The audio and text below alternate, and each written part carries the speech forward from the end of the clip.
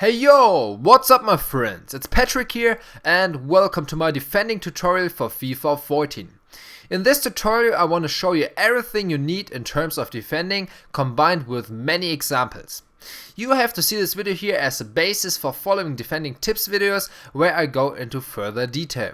That's the reason you should also stay tuned for more, because the other videos related to this tutorial here will be uploaded soon. If you see this video on a later date, make sure to check out the description, every video will be linked there. Let's begin with the basic controls as always. If you want to contain, use the X button on the PS3 and the A button on the Xbox. For a sliding tackle you should press the square button on the PS3, which is the X button on the Xbox, and a normal standing tackle can be done with the circle button on the PS3 and the B button on the Xbox. Here it depends on the situation if your player does a standing tackle or if he tries to push and pull the opponent. If you're running next to him or close to him, he will push and pull, keep that in mind please. The circle button can be also used to clear the ball out of the danger area when you finally got the ball away from the opponent. Then we got L2 for jockeying, which you can use to keep a good position while defending and waiting for the right moment to attack the opponent. L2 is LT on the Xbox. You can also call a teammate for support while defending, which is also named teammate defending, with holding R1. R1 is RB on the Xbox, and as long as you are holding this button, a teammate will try to contain or attack the opposing player. Last but not least, we are coming to a very essential button which also leads us to our first examples. It's L1 on the PS3 and LB on the Xbox. With this button you can change your players. Changing players is a very important part while defending. The reason is that you can keep your structure with it. When you control a player you can run with him wherever you like. This can lead to mistakes. For example, if you're running out to the wing with a central back, he's missing in the middle. It would be the better choice to switch over to the outside defender and to stay in the middle with the central back. With a constant change you are able to keep every player in a specific position because the CPU will always bring them back to the right positions. A nice side effect of it is that you also save stamina. Let's move on with this picture. It shows you different areas of your own half. The green one is the area where the opponent can do what he wants. He's not dangerous here. In this green area it's enough to slowly start with containing or trying to close gaps with getting into possible passing ways. The yellow one is an area where you should make sure to close every gap with a constant change of the players. Very important here, keep the right position. In the orange one you should intensify everything you heard before, and in the red area it should be your aim to do everything possible to avoid conceding a goal. This means getting in front of the opposing player to block a shot, contain to get the ball before he can shoot, using teammate defending and so on. I also marked you an area in the middle of your half. This area should always be a tight one for the opponent, which means that he shouldn't be allowed to have any space here. The following examples will show you how you can get control over this area here.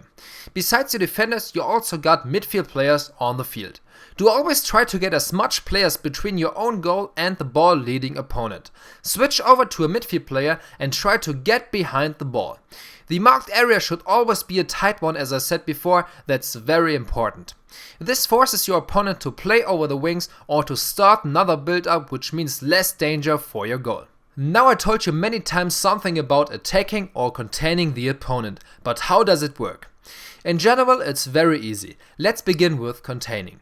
When an opponent is running towards you, try to get into his running wave first. Then make sure to hold the containing button, and at the same time you can keep a good position with the left stick. The button for jockeying is also a good solution here. The advantage is that your player feels a bit more flexible. Once your opponent is very close to you, let's say about 1 meter, you should press the containing button multiple times and move your player to the opponent with the help of the left stick. That's a safe method to defend. Do never ever run with full speed towards the ball leading opponent, always keep calm and contain until you find the right situation to attack and to finally get the ball. If you're in a good position and you are facing the opponent directly, you can also attack him with a standing tackle. Another good situation for a standing tackle is when your player is directly running next to the opponent. In the best case they already have body contact. But here you must be 100% sure to get the ball, if not he will be away and maybe scoring a goal. My tip, if you are trying a standing tackle, try to do it when you got some defenders around you so they can support you when you fail, and it's the same with the sliding tackle. Here you are beaten if you fail because your player can't get up fast enough. A little summary now. Containing is the safe method but requires patience. Standing and sliding tackles are a bit risky, but if you are in a good position, they are very effective. Let's get to push and pull. As I said, if you're running behind or a bit besides the opponent, you can use push and pull. Push and pull is a very effective way to get body contact with the opposing player, but be careful. Too much will lead to a free kick or a penalty against you. If you're behind your opponent, press the push and pull button and you will see that your player will try to pull him a bit, and if you're running a bit sideways to him, your player will try to push him away. Push and pull is a very effective method, as I said, especially against fast opponents. Another positive thing is that you can use it to disturb your opponent a bit while he's trying to shoot or to cross. Remember, a little pull is more helpful to defend than just doing nothing. Next up we have teammate defending. You can use teammate defending to let the CPU attack the opponent. All you have to do is holding R1 on the PS3 and RB on the Xbox, and now the CPU will use your teammate, which you are not controlling, to contain the ball leading opponent. The big advantage of this method is that you can still control a player while the CPU is containing the opponent for you. Use the controlled player to get into passing ways and to close gaps.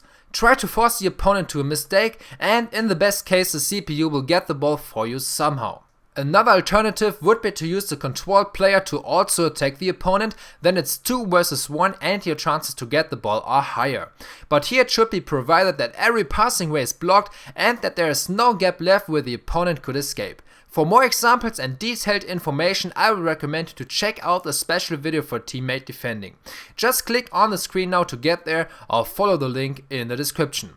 Last but not least, we are coming to defend crosses and corners, especially in terms of headers. This is a very controversial topic, but I managed to find a way to decrease the risk to concede a goal after corners or crosses. When it comes to defending headers, you should always try to get into a good position before you clear the ball out. Use the left stick to get in front of your opponent, and if this isn't possible, try to get body contact and push him a bit. The secret here, when the ball comes in from the left side for example, to also head it out to the left. In general, you should clear the ball out at the direction where he came from. I also made a more specific video with defending crosses and headers, which you can find on the screen again. Just click on it or check the description for the link to get there. Alright my friends, so this big tutorial here is coming towards the end now. I hope you enjoyed, and if yes, make sure to leave a like and subscribe to me for more. Don't forget to check out the other videos in the description, and have a nice day. I'm out. Peace.